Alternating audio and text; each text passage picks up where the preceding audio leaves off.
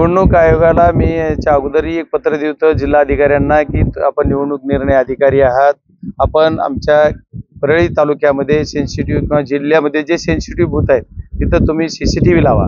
पण स्पेसिफिक परळी तालुक्यात त्यांनी सीसीटीव्ही कमी लावलेले आहेत आणि काही लावले होते ते बंद होते काही काळ।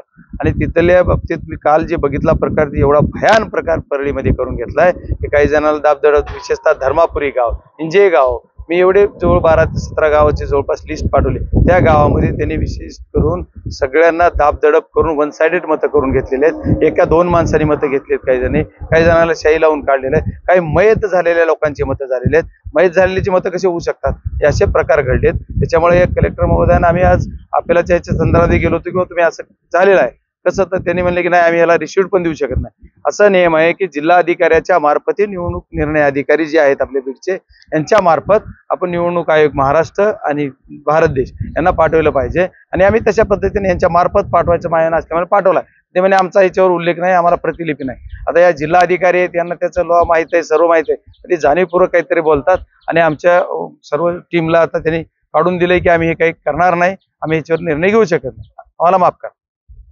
नाही मग ते बरोबर आहे ना, जिल्हा अधिकारी ज्या बीड जिल्ह्यातल्याच रहिवासी असताना बीड जिल्ह्यात त्यात कामच करू कसं त्या निवडणूक अधिकारी म्हणून। आणि एवढंच नाही, परत PI आहेत, काही शिरसाळा पोलीस स्टेशनला दैपळे नावाचा PI आहे, परत तुमच्या आणखी बरेच साधे नागरगोजे नावाचे एक व्हिडिओ आहेत किंवा तहसीलदारला काम बघतात, असे वेगळे अधिकारी जे आहेत विशिष्ट समाजाचेच अधिकारी आणि ते बीड जिल्ह्यातच राहिले। असं का?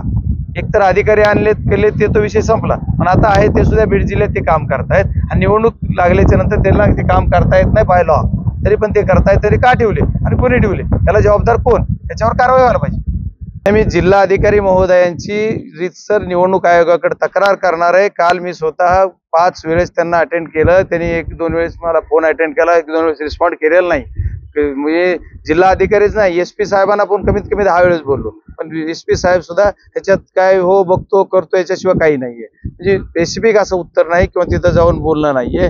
काल आणखी आमच्या या सर्व प्रक्रियेला काम करताना यांनी थोडा तर रिस्पॉन्स द्यायला पाहिजे होता। यांचे कर्मचारी पोलीस यंत्रणेसमोर ही घटना सगळ्या होतात, पोलीस यंत्रणा गप्प आहे, कारण पोलीस यंत्रणा विशिष्ट करून विशिष्ट व्यवसाय करत होते। त्यांचं जे होतं ते त्यांचं पूर्ण एका बाजूने माप झुकतं होतं, त्यांनी असं कुठेही समजा आपल्याला सहकार्याची भावना ठेवली नाही। त्याच्यामुळे पोलीस प्रशासन असेल, SP साहेब असतील, जिल्हाधिकारी म्हणून जिल्हाधिकारी असतील किंवा निवडणूक निर्णय अधिकारी म्हणतात, ऑब्झर्व्हरला बोललो, ऑब्झर्व्हर है देखता हूँ ऐसा बोलते, बाकी कुठलं काहीच नाही, देखता हूँ याच्याशिवाय। आणि यांनी सांगितलं की करतो, याच्याशिवाय दुसरं उत्तर नाहीये, ठोस काही मिळत नाही। त्याच्यामुळे याच्यावर रीतसर कारवाई व्हायला पाहिजे, जी दोषी आहे त्याच्यावर कारवाई करण्याची मी निवडणूक आयोग असेल किंवा न्यायालयात जाऊन किंबहुना उद्या न्यायालयात सुद्धा आम्ही रीट करणार।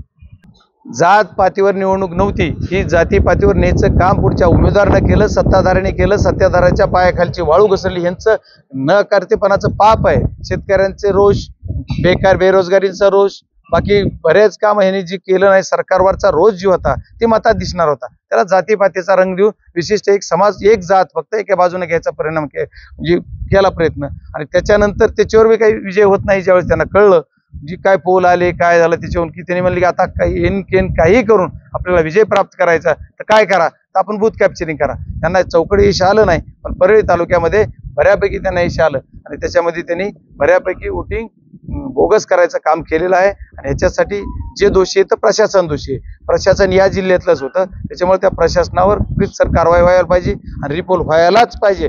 नाही झालं रिपोल तर आम्ही पक्ष म्हणून, संघटना म्हणून, आमचे सर्व इंडिया आघाडी म्हणून कलेक्टरच्या दारात बसणार आहेत, त्याचा आम्ही निर्णय आमच्या वरिष्ठांना विचारून घेऊ।